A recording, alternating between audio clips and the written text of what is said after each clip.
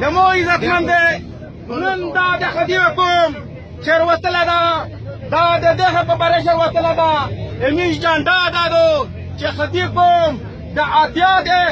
پیړۍ پیړۍ نه پورته دلته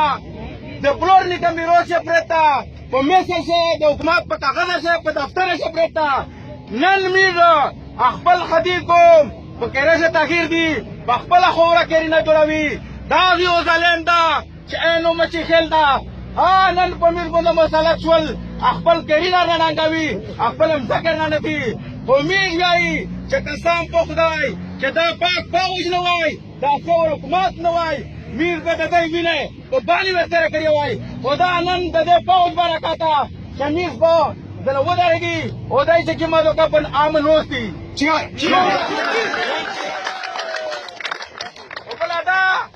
چې دای چې کوم دي کنه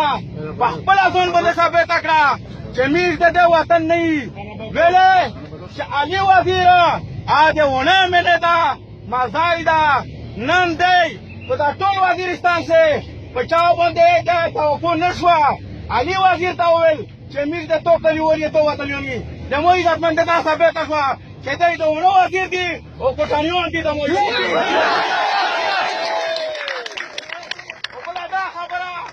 قسم په خدای